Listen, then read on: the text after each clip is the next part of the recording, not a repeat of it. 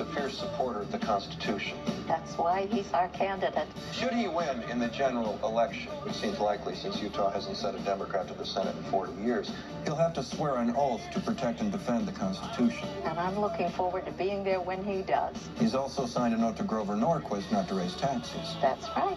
Which oath is he bound by? He'll be bound by both. Is that possible? Of course it is.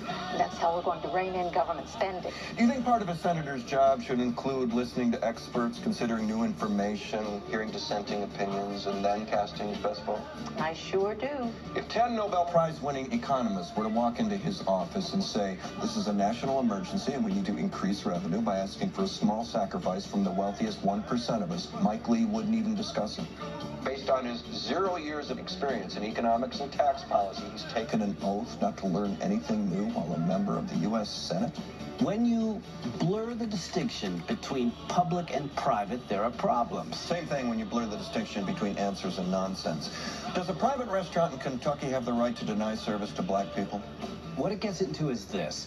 If you decide that restaurants are publicly owned... Restaurants are privately owned, and it was a yes or no question that should be easy to answer. Does Rand Paul believe that a private business should be allowed to discriminate on the basis of race? Sharon Engel's angry because the press is reporting what she says to the press.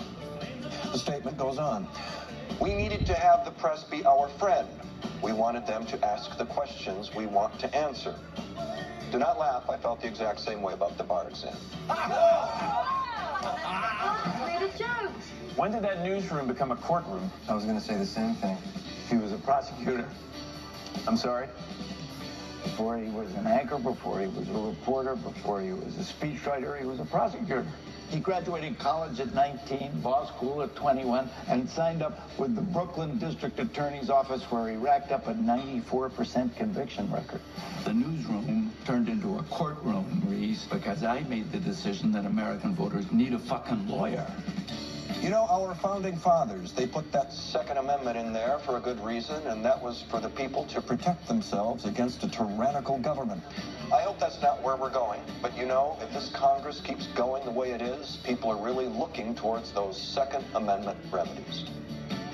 Syntax problems notwithstanding, that was a Republican nominee for the U.S. Senate saying she hasn't ruled out a violent overthrow of her government. Terry Smith is up next with the Capitol Report. I'm Will McAvoy. Good night.